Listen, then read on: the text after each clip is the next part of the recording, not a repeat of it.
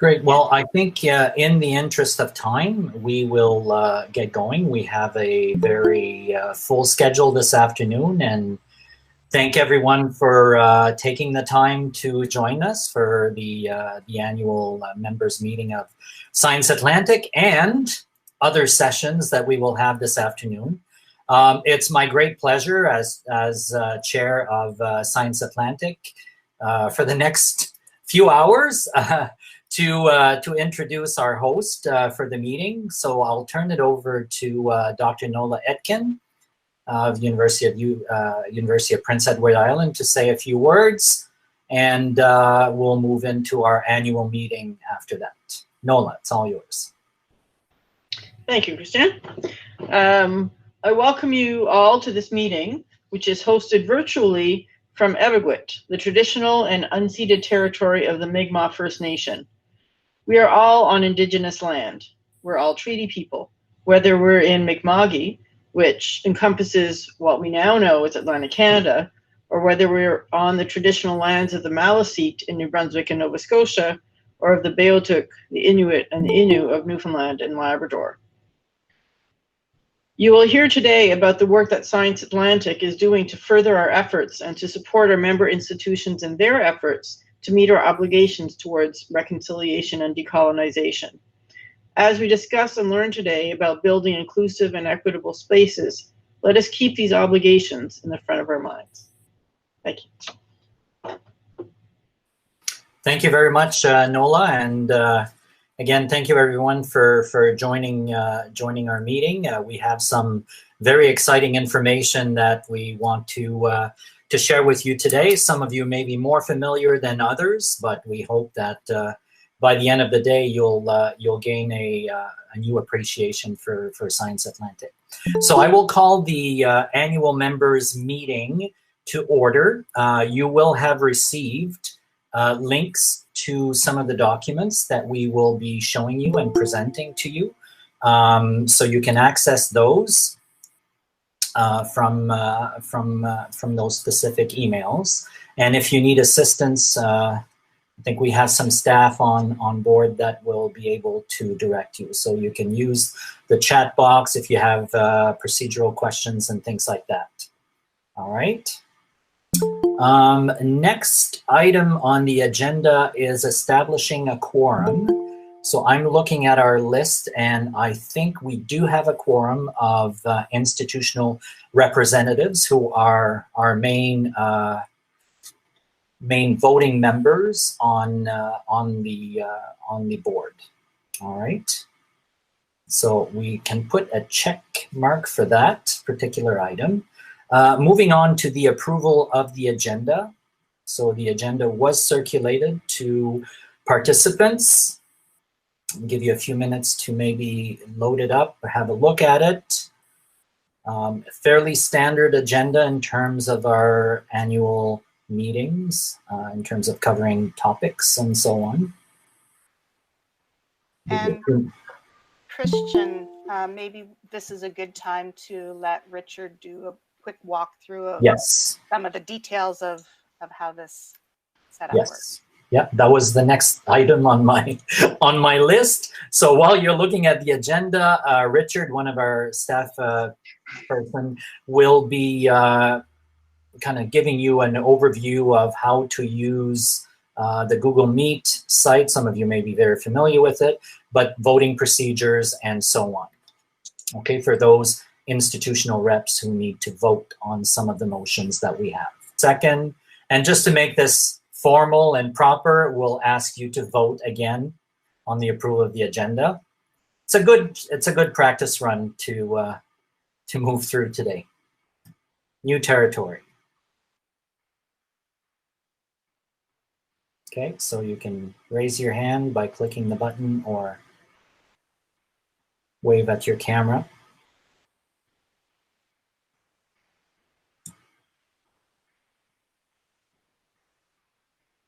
All right, are we good with the vote? In terms of recording, excellent.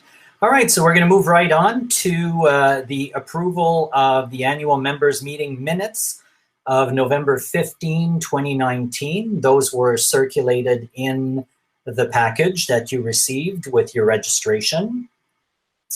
And it's found on page 8 of the package. So pages 8, 9, and 10.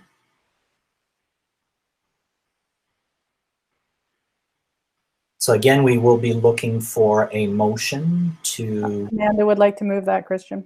Seconded, Christian. Perfect. So Amanda and Travis. Travis, sorry. Excellent. Thank you. So all in favor?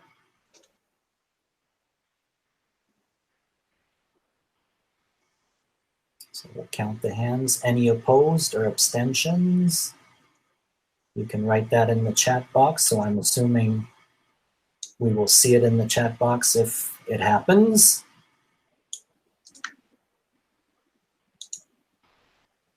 Are we good with the vote? All right, so we're going to move right along to remarks from the chair and the executive director. I will make my remarks very, very brief because I'm sure Lois will be going through a little more detail than I can with the activities of Science Atlantic. So you'll all agree with me that this year was challenging for all of us, but fortunately it hasn't stopped Science Atlantic from moving forward with various initiatives, many of which are tied to the strategic plan that was approved a couple of years ago. So we've been working on, specific initiatives that will bring our strategic plan forward and develop the organization as a whole. And if I have to give a theme this year to the activities of Science Atlantic, I think the key word engagement is the word I would use. Unprecedented engagement from our entire community, not just our institutional rep, but our staff and our committees, our participants, and so on.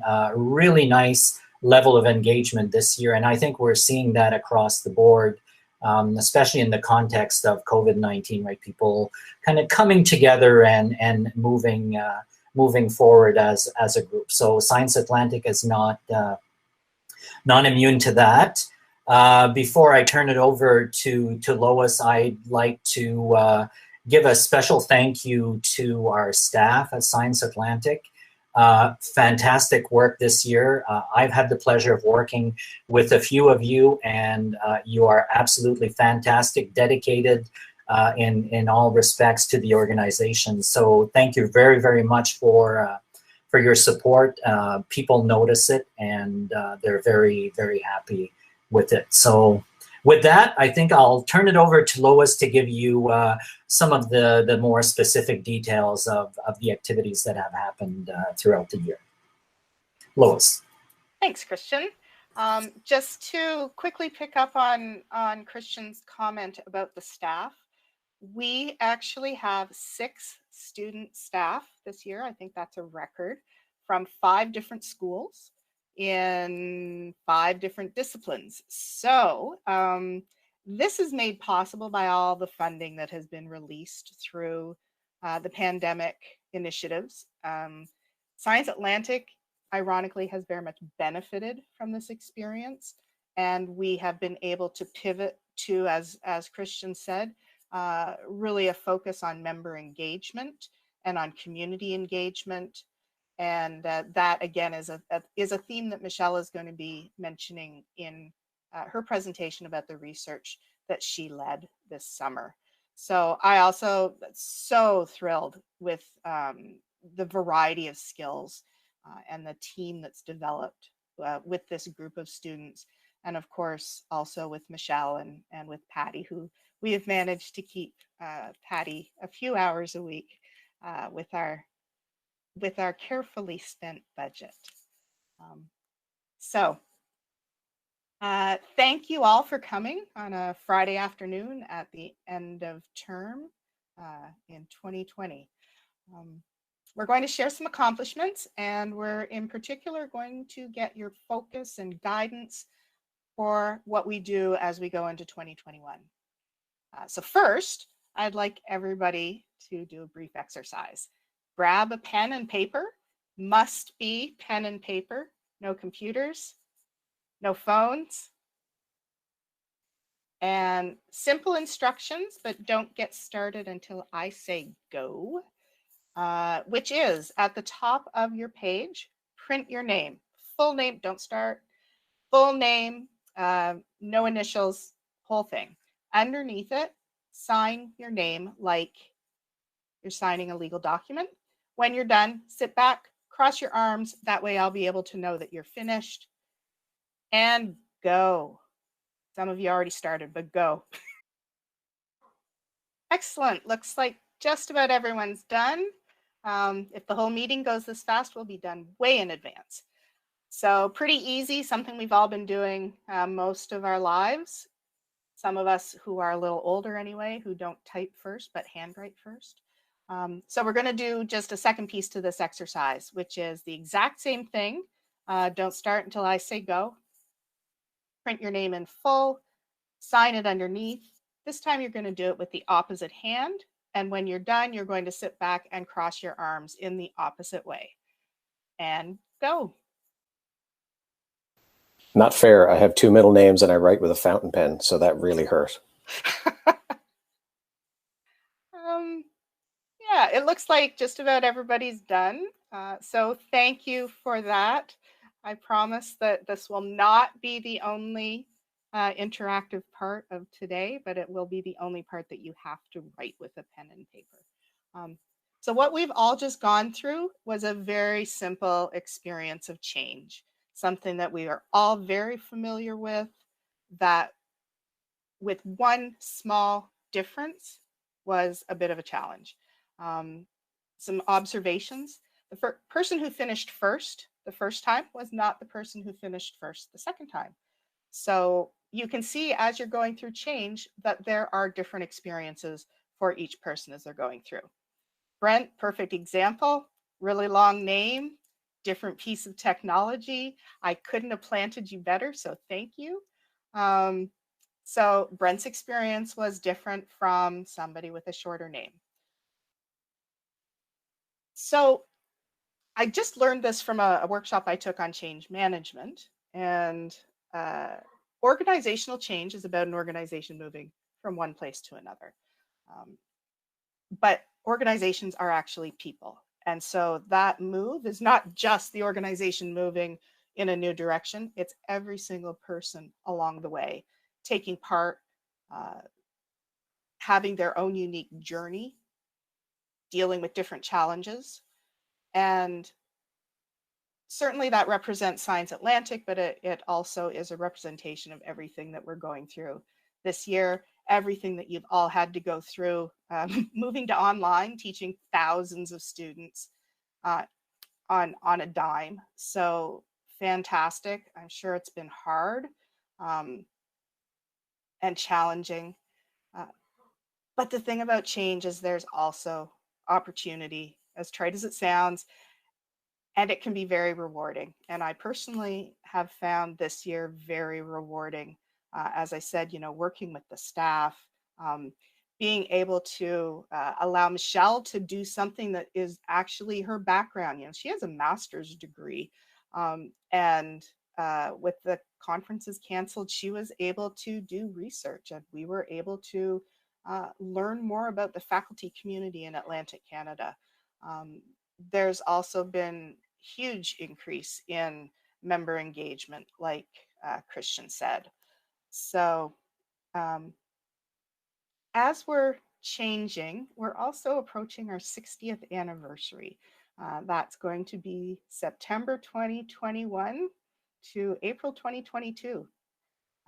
So we are laying today the groundwork for 2021 and on into the future. And thank you for being here to help us.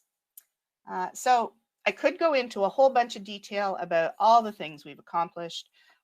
That's sort of my nature, is to bullet point everything. Instead, all of those things are listed in the package that you've received. There's a year in review that each item has been identified against our mission, how we have approached what those things moved forward on our mission goals. This afternoon, in a few minutes, you're going to hear from the Strategic Planning Committee, and they're going to talk about some of the highlights and how they fit our strategic planning goals. Then at 2 o'clock, Michelle is going to be presenting that research that I mentioned, and we will break into groups. There will be a little bit of shifting for the groups that were emailed this morning. If you didn't receive an email with a group number, put your name in the chat, and won't pick on Richard this time. I'll ask maybe Paula if you can Slack me the names of the people and their email addresses, and I'll make sure that I get something to them for the 2 o'clock breakout groups. There are going to be a couple of 5-minute breaks here and there, and at 3:30, after we have a short break and have come back from our breakout groups, we have a guest speaker. Cynthia Sweeney is the founder of Simply Good Form, and she's going to be speaking on Beyond the Binary, increasing connectedness and inclusivity.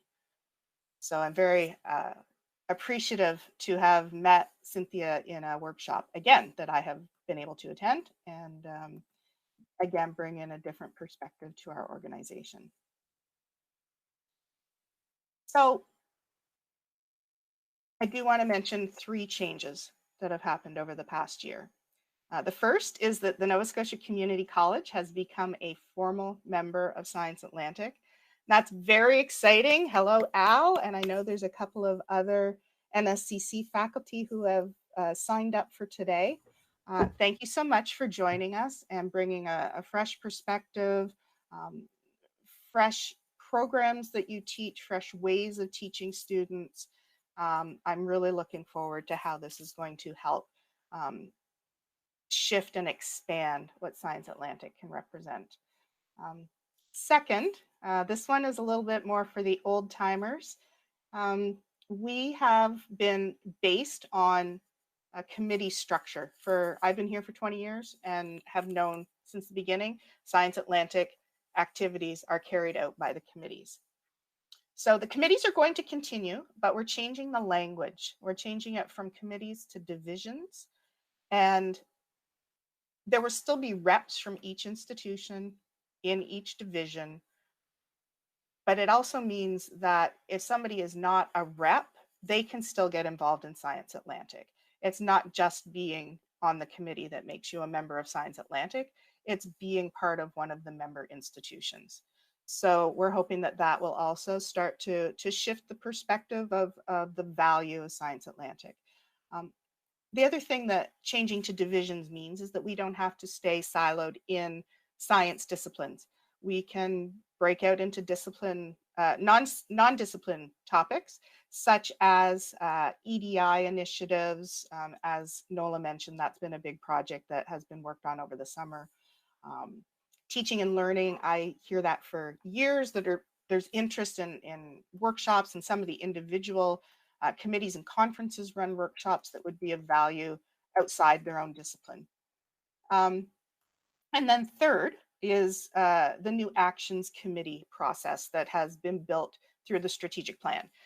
After this meeting, sometime January maybe, I'll send out an email with more detail about that action committee's process, but it's getting faculty members and students and deans engaged on topics of interest to them. And so, for example, we've had a conference oversight committee that has really started simply, and then COVID hit, and so they have had an awful lot to deal with.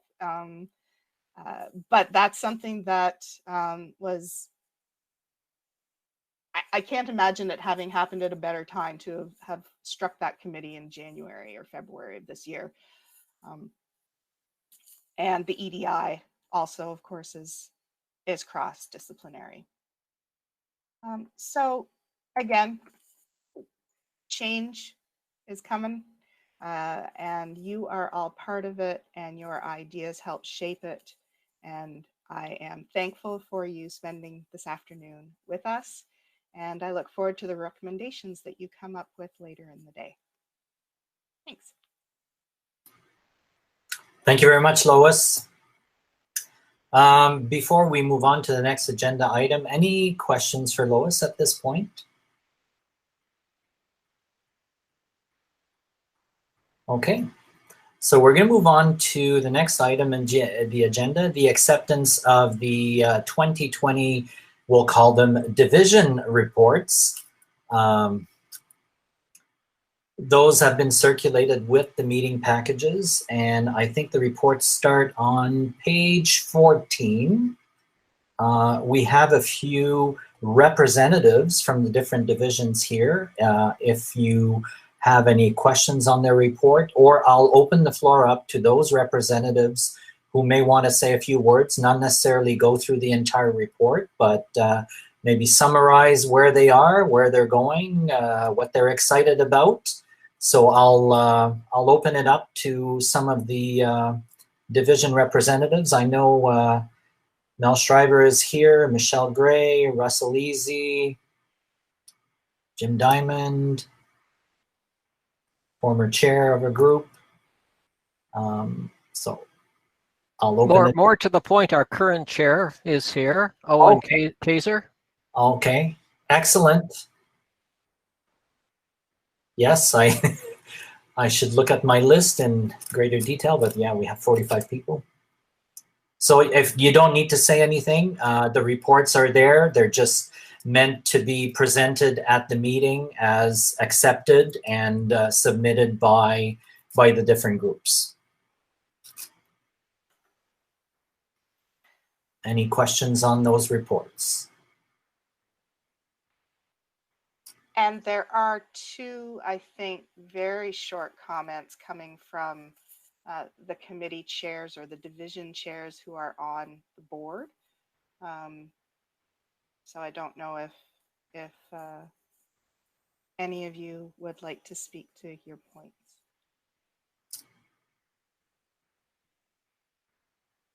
Going once.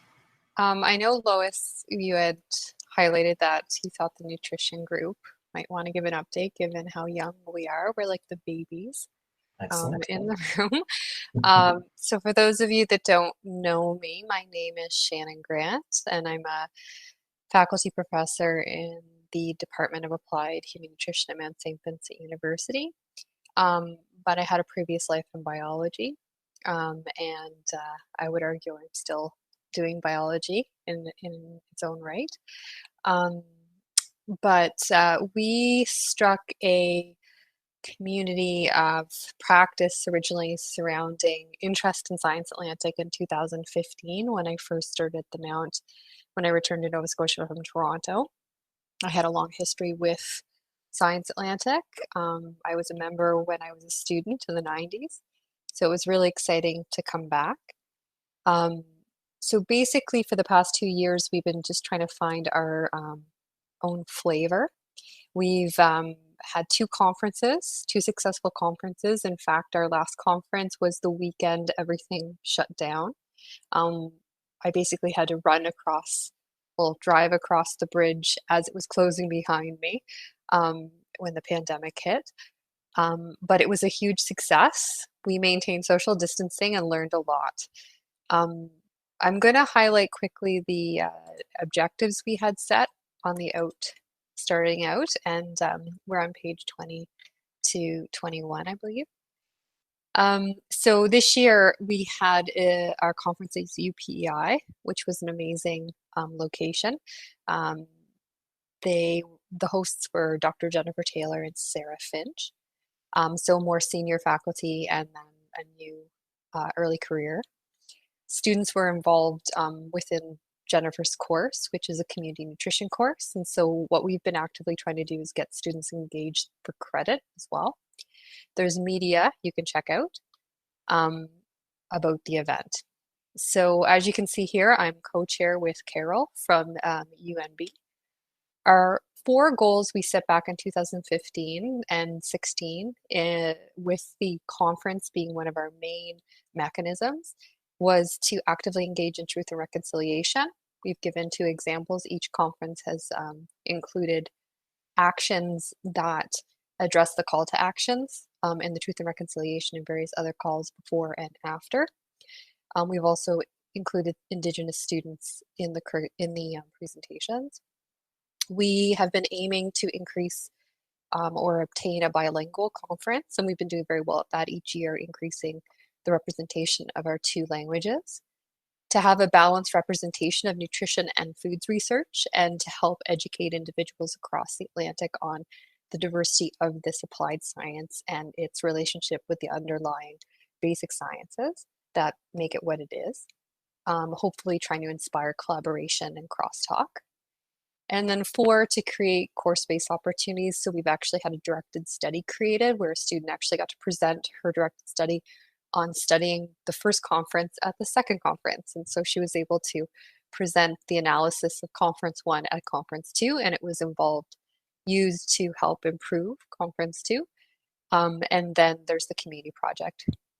We apparently are good at making money, so that's there as well if you want to check that out, which is helpful when you're starting out. And we've given some other key activities here. We will be hosting our 3rd conference at St. FX in 2021. Well, thank you very much, Shannon.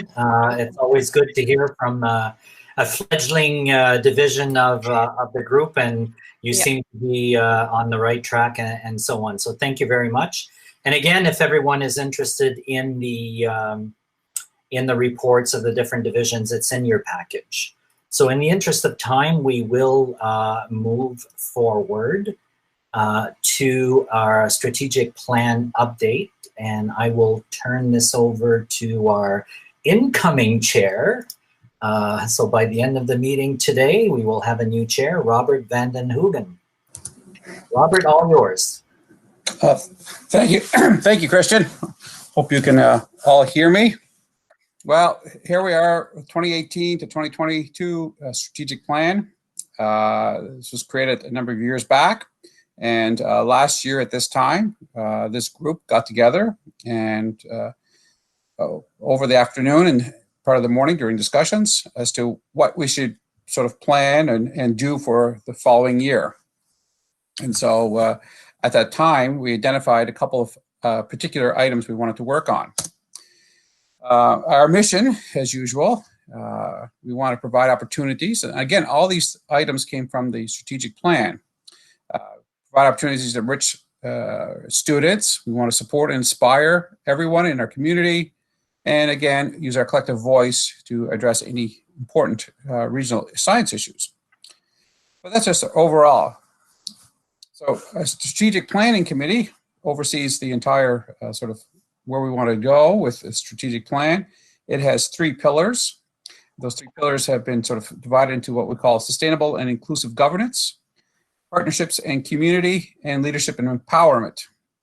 And each of these subcommittees has a number of what I call volunteers, people who are doing the sort of work necessary to bring these identified priorities forward. And I just want to report on some of the things we have been able to move forward. On sustainable and inclusive governance, we've done a rather large project on EDI. We've changed lots of our policies. We've changed the way the website looks. We've looked at it in terms of the policies, just in trying to change the language so it looks a little better or reads a little better. That was a significant project, and I have to put my hats on. This was Christian and Nola, as well as staff at Science Atlantic, who did a lot of work doing this. So that was a big project, and they've done a significant amount of work moving that forward. We also have an MOU. The last time when we met, there was a lot of interest in developing memorandum of understanding between the institutional reps and Science Atlantic, just to clarify the roles and responsibilities of everything there. So we have a draft document. It's not ready for wide distribution yet, but it's significant progress has been made, and definitely in the next 12 months, actually hopefully maybe within 6 months, we'll see some progress there.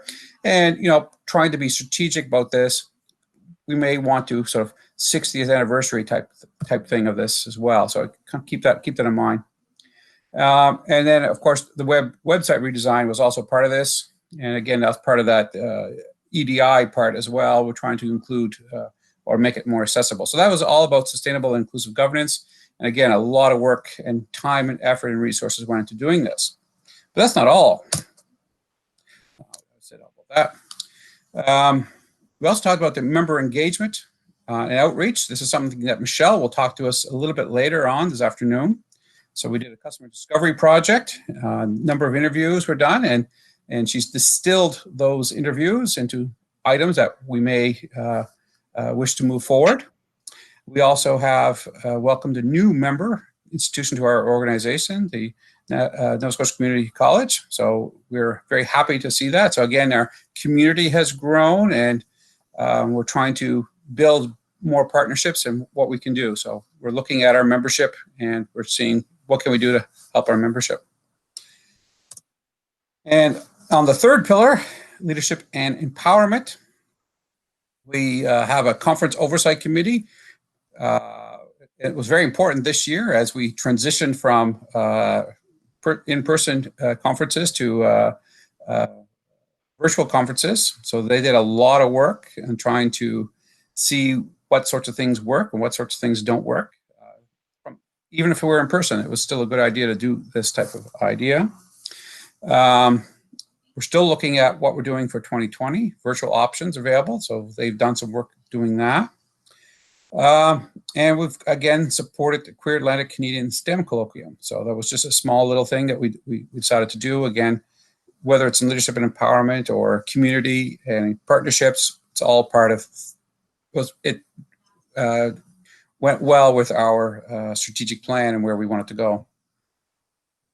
Now, what are we going to do for 2021? Again, we have to recognize we're all a group of volunteers, but volunteers tend to get engaged in things that they're interested in. So we have a number of things we've identified. There are lots of things in the strategic plan. Strategic plan is online, and we can look at it. And if you have some items, but the question I have to you that I'm posing really is, of these items that we have right now, or any item that is in the strategic plan, what should we concentrate our efforts on? Early stage career support for faculty and staff within our institutions. Faculty community outreach, is that something we should be spending more time and energy trying to do? A governance review, we did changed the governance structure back in 2014, 2015 somewhere.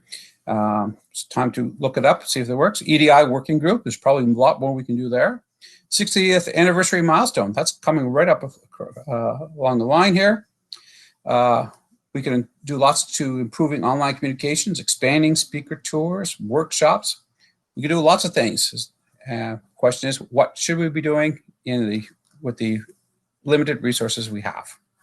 Anyway, happy to take any questions, and hopefully I can generate some discussion for the breakout rooms that are coming later this afternoon. Great. Thank you very much, Robert. Any questions for Robert? And like you just mentioned, a lot of these themes are going to be emerging again this afternoon when we do our breakout groups. So I'll open the floor up for questions for Robert, if there are any.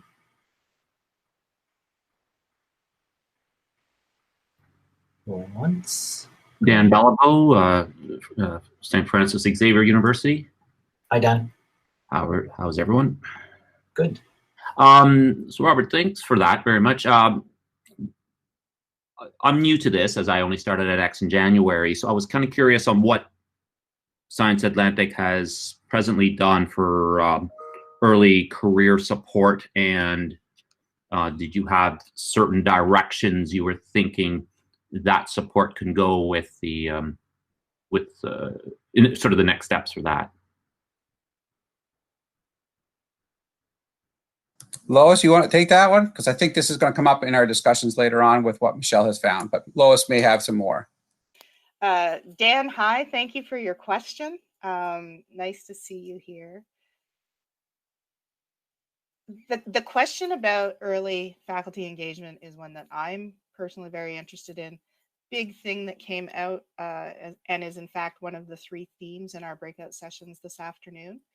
And I'll steal a little bit of Michelle's thunder and say that in the sampling of people we interviewed, we were looking for people across all career periods of lengths of time, and we were looking for people outside the traditional tenure track, faculty, because we particularly wanted to hear what they are looking for. So to specifically answer your question, what have we done so far is mostly try and learn about them so that we can do things going forward. Thank you for that. Thank you, Lois. Thank you, Dan, for your question. Any other questions for Robert before we move on?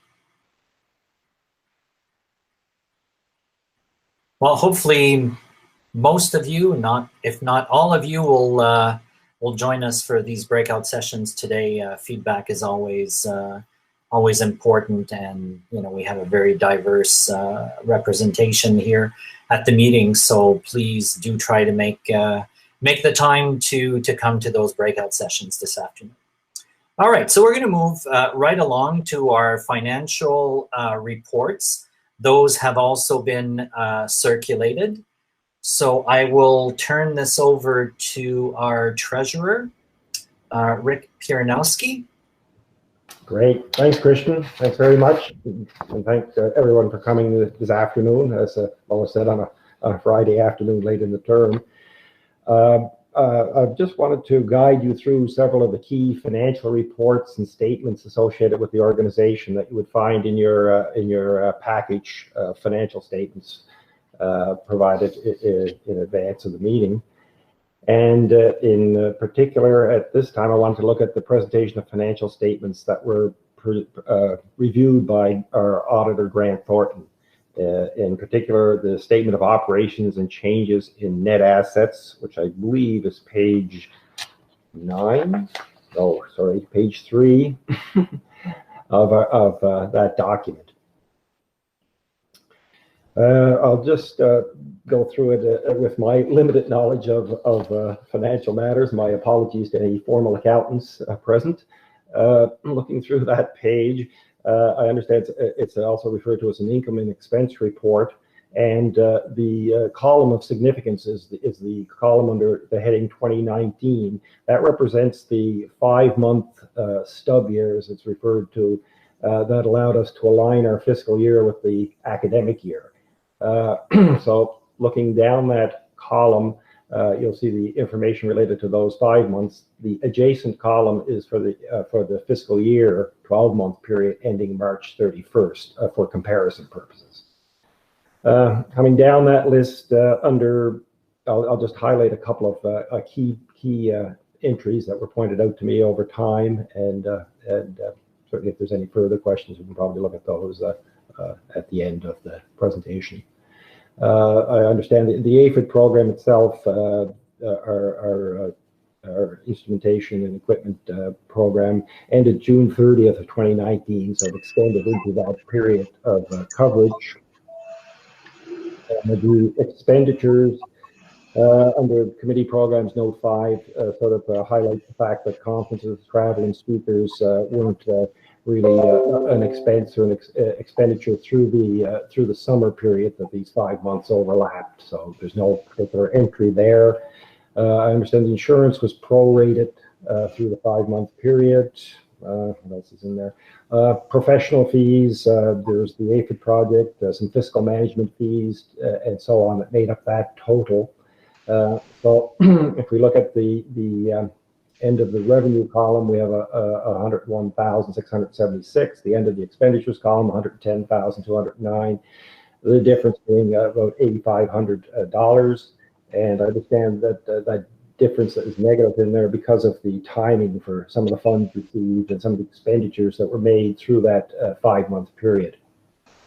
And the impact of that expenditure revenue flow through that period on the overall net assets can be seen in the bottom portion of the table. It brought it down, of course, to 108,244 at the end of that period. So that's the data contained in that first page. If you flip on to page 4, you'll see the statement of financial position presented. And it has the assets and liabilities on the balance sheet here. So I understand the year-end funding from ACOA makes up a lot of the cash equivalents and receivables, and the long-term investments in under assets as well reflect the holding accounts and Science Atlantic investments, totaling 240,255. In the second portion, of the lower portion of the table, we have the liabilities and net assets. Liabilities, again, note 6 refers to the holding funds for the various divisions, and the net unrestricted assets as well, referring, I think, to Science Atlantic holdings, Science Atlantic investments. So we have a total there of 240,255. So the balance sheet lives up to its name. It is indeed balanced for that 5-month period. So these documents were reviewed by our auditor, Grant Thornton, and hence they're contained in this report. So that's the particular ones in that document that I wanted to present to you. So if there's no questions related directly to those, or perhaps we'll wait for a moment and see if there's any questions. If you care to, Christian. Any questions for Rick? Okay, and hearing none at that moment, knowing time is of the essence, I'll move on to, I believe it's page 10 in your package here. Up on my own screen. And this is the Science Atlantic income statement dated September 1st, 2019 to August 31st, 2020. These are drafts prepared by our own accountant. They have yet to be, of course, reviewed by an external reviewing agency like Grant Thornton. And so they reflect the information that we have on hand at the moment. Similarly, looking at this is our revenue less expenses. It sort of gives you the cash flow over the period of 1 year. This runs from September 1st, 2019, as I said, to August 31st, 2020. So the last full fiscal year, now adjusted to the academic year, if you will, because of the 5-month period we had examined a moment ago.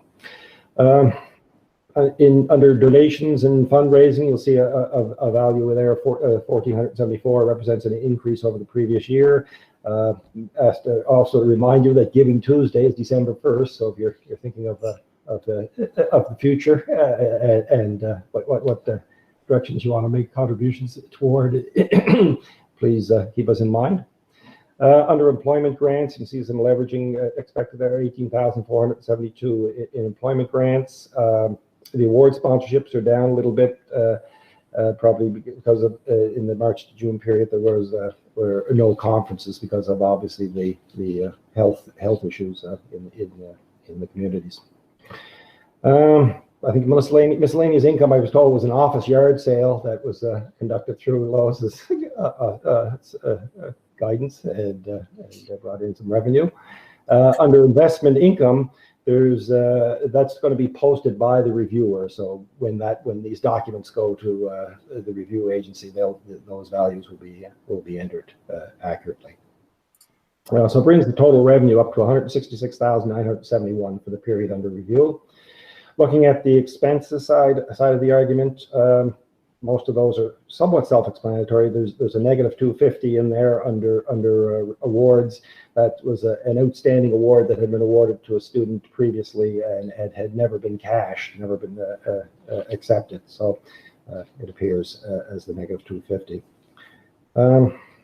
Under general administrative expenses, I don't think there's too many surprises there. We have the line share, of course, of the salaries for the staff and administration of the organization. There's accounting and legal professional fees in there as well. They total expenses came to 166,956 through that period, and when we contrast total expenses with total revenue, we were in the black to the tune of $15.63. So that'll sustain a good weekend for us, I imagine, Christian.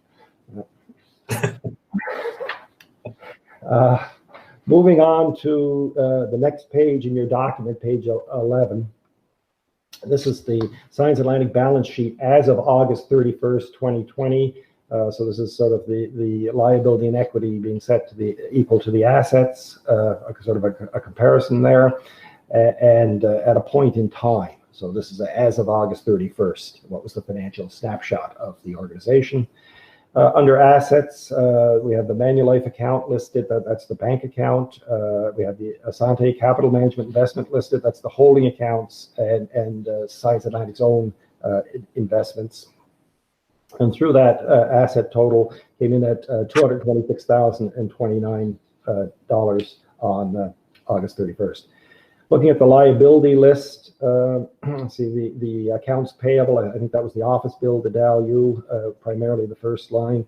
The accrued liabilities, summer students, and some fiscal work being done. Then we get into the holding accounts. The various divisions are listed, and so on down the list. Current liabilities totaled on that date $117,771. Then looking at the equity side of the argument. The values there totaled another $108,258. So the grand total $226,029.24. Once again, the assets and the liabilities balanced on the balance sheet, as you would like to see. Okay, so that covers the audited review of the 5-month stub period and the draft preparations for the last fiscal year, and it reports that information.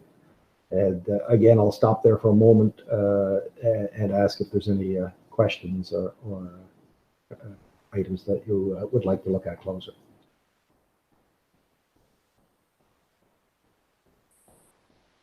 Okay. What's the upper limit on the holding funds amount that we're supposed to have these days? I believe it's $7,000 is the upper limit, but some funds in excess of that have been earmarked for approved projects or approved activities within some of those divisions. I think the first two have those marked. Oh yeah, I don't see it there. I thought it was maybe I'm looking at an older document. I don't necessarily have the most recent ones. I know that more recent ones came through, but I thought there were one of the documents have those flagged. There's a couple that have in excess of 7,000, and I think those documents have the actual expenditures that were approved, earmarked for beyond $7,000. Information. Thanks very much. If you look in the footnotes there, it does have the notes as to those couple that are over the 7,000. $500 was committed already for use, and then 1.4 for the one that was owed at the 8,000. So, great, Patty. Which would then bring it down to the 7. Right. Okay. Hearing other questions. I think at this point I wanted to make a motion to have our fiscal reviewer reappointed, if you will, for the academic year 2020-21 and fiscal year 2020-21, and I would like to make a motion that Grant Thornton be appointed as reviewer for that period on behalf of Science Atlantic. I wonder if I got a seconder. Yep, we will need a seconder for that motion.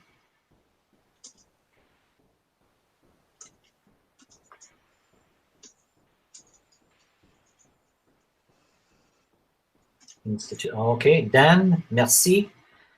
Seconder, Dan Béliveau. Thank you. All right, it was in the chat box. All in favor? We'll call for the motion from the institutional reps.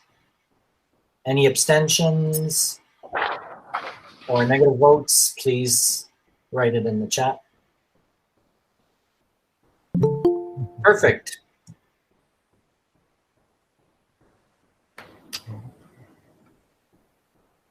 Okay. And the motion is passed, Chris? Yes. Do this and my documents back up. Okay. And the last set of documentation I'd like to bring your attention to is the a budget as approved for September 1st, 2020 to August 31st, 2021. Again, on that 2 pages of documents, pages 12 and 13 in your handout, there should be there is a second column for comparison purposes for fiscal 2019-20. The numbers in the approved budget are typically very round numbers because those are estimations of expenditures instead of actual expenditures. So looking through it again, it's a little more condensed than some of the documents. Some of the information's collapsed on this sheet into more comprehensive item lines. But essentially the same items there. You can see under income that many of the investment numbers are not in place. As I said, that the reviewers, the fiscal reviewers will enter that information. Second page on that one has general admin and expenses listed, and I don't think there's very many surprises there as well. Sort of follows suit from the previous year. Bottom line is the total expenses come to $188,915. When we compare that with the total income from the previous page of $189,211, the discrepancy is a whopping $296 on our side. So we're 18 times ahead this fiscal year if everything comes to fruition, plus whatever the investments deliver. So we're gonna be doing fantastically well by comparison, I suppose. But, so that's the fiscal picture going forward. And again, any questions, I'll be happy to deal with them, because I know Lois and Patty are waiting in the wings for anything I can't handle. Most of the information, of course, they've collected and organized very well. I thank them for that, and parroting in many cases what they've provided to me. Any questions for Rick on the budget? Great. Again, okay, I think we're going to move forward. Thank you very much, everyone. And also thank you, Patty, for all the background work, and much appreciated for keeping our dollars in check. My pleasure. All right. So we're going to move right on to membership report, and under our membership report, we have elections for our board of directors, and we have a slate to present to you this afternoon. And I think I'll turn it over to Mel Shriver, who is going to handle this part of the proceedings.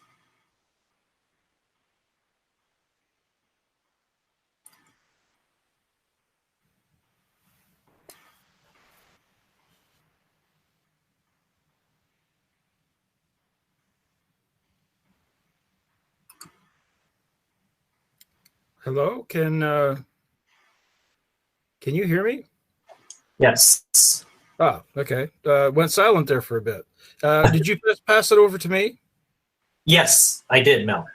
My name is Mel Scriver. I'm with Crandall University. I would direct the members to page 11 on the AMM handout, which gives a slate of the returning members to the board, and also gives information for the new members of the board, which will be cut for the upcoming year. Under Director at Large, we have nominated Andrea Burgess from UNBSJ, who is the chair of the Math and Stats Division. And under Director at Large, as community members, we have Edward Eddie Francis from the PEI Bio Alliance, and we have Kelly Schnarr, who is offering for the board. I would open the floor to nominations from the floor to members for the board.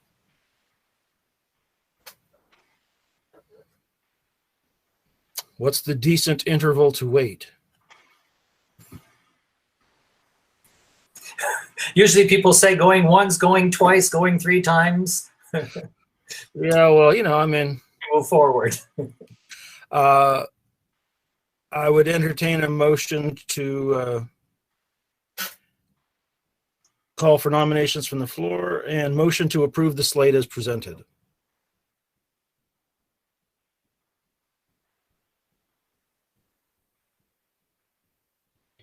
I so move. Seconded. So we had Nola and Sorry, Travis. Travis again. Okay, great. Thank you. So we have a mover, seconder. We're ready for the vote.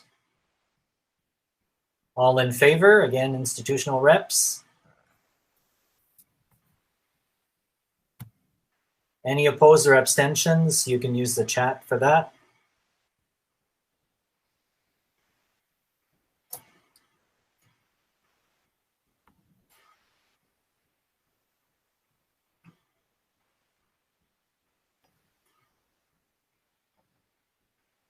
Great. I think we're done on that front. Well, thank you very much and welcome to our new board members, and a big, huge thank you to Brent Myron and Jennifer Stamp specifically for their contributions to Science Atlantic. Again, very, very much engaged board members, and we thank them for their service, and I'm sure they're not going too far away. They'll be sticking around and kind of helping with Science Atlantic on the periphery in a more informal way. Thank you very much. Lois, did you want to say something before we move on? Yeah, and I wanted to say thank you to Mel, who is also leaving the board. Yes. So that made him the only person without a conflict of interest to present the nominations. I really appreciated your contributions, Mel, and look forward to your continued participation in some of the divisions. Thanks a lot. Great. Thank you, Mel. My apologies. All right, so we're good. Moving ahead to other business. Any other business before we bring the proceedings to a close? Again, I'd like to thank our host, Noel Etkin, for kind of spearheading this virtual meeting. We would have loved to welcome you all to PEI, I'm sure, but maybe that'll be for another time. All right, so hearing no other business, I think we can bring... I have just one last thing, Christian. Yes, Robert. Yep. Yeah, well, just want to recognize your leadership over the last couple of years as outgoing chair. And I guess I'm the incoming chair. I don't know exactly when we swap the roles, but you can have it for the rest of the afternoon. But I think we all owe you a. If we were in the room, we'd clap our hands and give you a round of applause. But we can't really do that. So all we can do is do smiley faces or raise our hands or something like that. Oh, well done, Christian.